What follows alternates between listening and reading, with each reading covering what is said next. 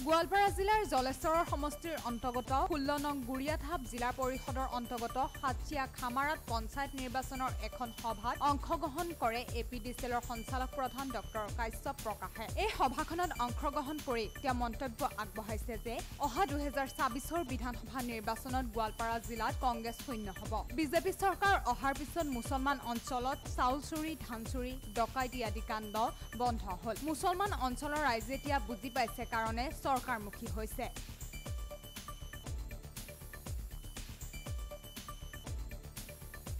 জিলা পৰিষদত আমি আমাৰ দলৰ প্ৰাৰ্থী আছে, আমি কাম কৰি আছো আৰু ইয়াত খলিচা ভিটাত আঞ্চলিক পঞ্চায়তত অসম গণ পৰিষদৰ প্ৰাৰ্থী মামনি খাতুন আছে, জিলা পৰিষদত মেহেৰ জামাল হক আছে আৰু ৰাইজৰ যি ধৰণৰ আমি সঁহাৰি পাই আছো প্ৰতিটো অঞ্চলত ৰাইজৰ অভূতপূৰ্ব সঁহাৰি মাননীয় মুখ্যমন্ত্ৰী ডক্টৰ হিমন্ত বিশ্ব শৰ্মাৰ জনকল্যাণমুখী যিবিলাক আঁচনি উন্নয়নমূলক কাম কাজ মাননীয় প্ৰধানমন্ত্ৰী নৰেন্দ্ৰ মোদী ডাঙৰীয়া যিটো ৰাষ্ট্ৰনীতি, ৰাষ্ট্ৰপ্ৰেম আৰু ৰাষ্ট্ৰ উন্নয়নৰ কাৰণে যিখিনি কাম কৰি আছে তাৰ প্ৰতি মুছলমান অধ্যুষিত অঞ্চলত ৰাইজ যথেষ্ট উৎসাহিত হৈছে আৰু এইবাৰ প্ৰতিটো অঞ্চলত য'ত গৈছো চবতে কৈ আছে যে আমি 2014ত ভোট দিয়া নাই, 16ত ভোট দিয়া নাই, 19ত ভোট দিয়া নাই, 21ত ভোট দিয়া নাই, 24ত ভোট দিয়া নাই।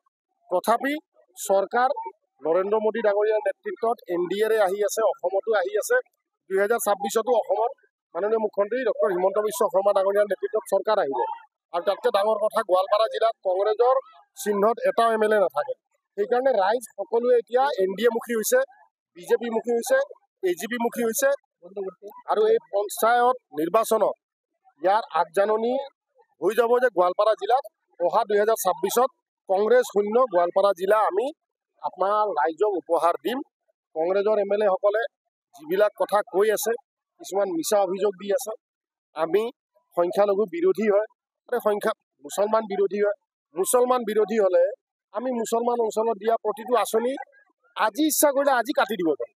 আমাক ভোট দিয়া নাই, আমি কাটি দিম, কিন্তু আমিতো কাটা নাই, আমিতো দিয়ে আছো। 5 বাৰ আমাক ভোট দিয়া নাই মুছলমান অঞ্চলত ৰাইজে, আমিতো আঁচনি দিয়ে আছো।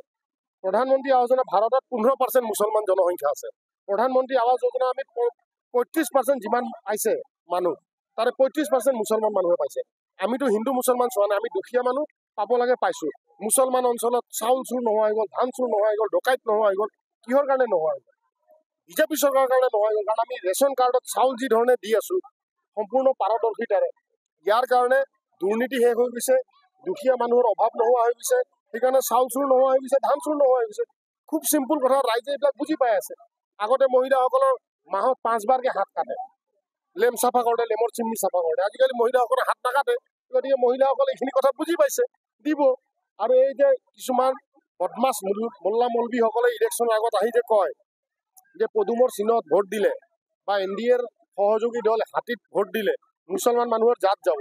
এতিয়া মুছলমান উঠি অহা প্ৰজন্ম শিক্ষিত ল'ৰা ছোৱালীয়ে কৈ আছে, আৰে পদুমৰ চৰকাৰে দিয়া চাউল, পদুমৰ চৰকাৰে দিয়া জল জীৱন মিছনৰ পানী, পদুমৰ চৰকাৰে দিয়া গেছত সিজাই, পদুমৰ চৰকাৰে দিয়া ঘৰৰ তলত খাই, পদুমৰ চৰকাৰে দিয়া কাৰেণ্টত ফেন চলাই, দিনত 5 বাৰ নামাজ পঢ়িলে জাত নাযায়। আৰু পদুমৰ চিহ্নত বা হাতীৰ চিহ্নত ভোট দিলে কেনেকে জাত গৈছে নেকি? তাৰ ইছলাম ধৰ্ম ভ্ৰষ্ট হৈছে নেকি? মেহেৰ জামাল হক পদুমৰ চিহ্নত খেলিছে, তেওঁৰ মুছলমান ধৰ্ম নষ্ট হৈছে নেকি? এইবিলাক ভণ্ডামি মুছলমান অঞ্চলৰ ৰাইজ বুজি পাই গৈছে। এইটো আপোনালোকে নিশ্চিন্ত হৈ থাকক, ইয়াত আমি জিকিম।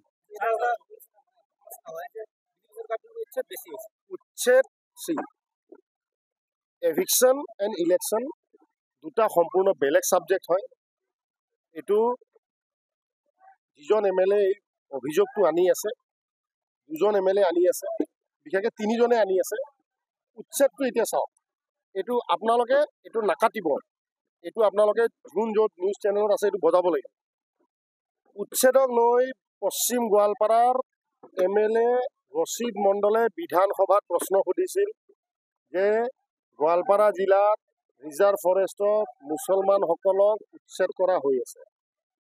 মাননীয় মুখ্যমন্ত্ৰীয়ে এছেম্বলিত এটা কথা কৈছিল, হাইকোৰ্টৰ অৰ্ডাৰ হয়, ৰিজাৰ্ভ ফৰেষ্টবিলাক ক্লিয়াৰ কৰিব লাগে, এলিফেণ্ট কৰিডৰ ক্লিয়াৰ কৰিব লাগে আৰু government is duty bound two অবে the order. আৰু আপোনালোক যিহেতুকে মুছলমান ৰাইজে ভোট দি আপোনালোকে MLA বনাইছে, আপোনালোক মুছলমান MLA, আপোনালোকে ডাবল বেঞ্চত ৰিভিউ পিটিশ্যন দিলে বা সুপ্ৰিম কোৰ্টত যাওক। কোনো এজন মুছলমান MLA MP কিয় ৰিভিউ পিটিশ্যন নিদিলে বা সুপ্ৰিম কোৰ্টত কিয় নগ'লে? তেখেতসকলে নিজৰ পকেটৰ পইচা খৰচ নকৰিলে। মুছলমান মানুহ মৰিলে তেওঁলোকৰ একো নাযায়, কিন্তু তেওঁলোকৰ নিজৰ ঘৰৰ সম্পত্তি হোৱা হ'লে কিন্তু গ'ল হয়। তেওঁ মুছলমান অঞ্চলৰ ৰাইজে এইখিনি বুজক। আৰু থাকি গ'ল এভিকশ্যনৰ লগত ইলেকশ্যনৰ কোনো সম্পৰ্ক নাই। আমি লক্ষীপুৰ এৰিয়াত এভিকশ্যনো হৈছে মিউনিচিপালিটিত 100% মুছলমান অঞ্চলত আমি জিকিছোঁ। লক্ষীপুৰ ৰিজাৰ্ভ ফৰেষ্ট এৰিয়াত এলিফেণ্ট কৰিডৰত ছাকচেছফুলি পিচফুলি এভিকশ্যন হৈছে। তাতে আমি ইলেকশ্যন জিকি আছোঁ, আমি জিকি গৈ থাকিম, এইবাৰো আমি জিকিম। থাকি গ'ল গোৱালপাৰাৰ আমাৰ এতিয়া চাপ'জ ধামৰ বিল আছিল, ধামৰ বিল আমি এভিকশ্যনটো কৰি দিলোঁ। ধামৰ বিলততো ৰাইজৰ কোনো আপত্তি নাই, আমি তাতে ইলেকশ্যন জিকিমেই। আজি যদি গুৱাহাটীত কোনোবা দ্বীপৰ বিলত ঘৰ বনায়, উচ্ছেদ হ'ব। শিলহাকত হৈছে, এতিয়া কাকডঙাত যদি কাজিৰঙাত কোনোবাই ঘৰ বনায়, যদি হেৰি কৰে, এইটো উচ্ছেদ হ'ব। গোৱালপাৰাতো হাছিলা বিলত উচ্ছেদ হ'বই, গোৱালপাৰাত আমাৰ পূৰ্বত বিলত উচ্ছেদ হ'ব, কুমৰি বিলত উচ্ছেদ হ'ব। যিখিনি ইলিগেল এনক্ৰচমেণ্ট আছে, এইটো এটা ইলেকট্ৰেল, এইটো ৰাইজৰ গণতন্ত্ৰৰ এটা এক্সাৰচাইজ হয়, য'ত আমি ইলেকশ্যনত পাৰ্টিচিপেট কৰোঁ। গণতান্ত্ৰিকভাৱে উন্নয়নৰ কাৰণে আমি চৰকাৰক ভোট দিওঁ, যি দলকে ভোট নিদিওঁ। আৰু এইবাৰ আমাৰ বিজেপি বা AGPক ভোট দিব। কিন্তু এভিকশ্যনটো সম্পূৰ্ণৰূপে দেশৰ আইন, ৰাজ্যৰ আইন মানি চলা আৰু আইন প্ৰণয়নৰ বিষয়। গতিকে আইন প্ৰণয়ন এটা সম্পূৰ্ণ বেলেগ বিষয়, গণতান্ত্ৰিক অধিকাৰ সম্পূৰ্ণ বেলেগ বিষয়। Election and eviction can not be related at all.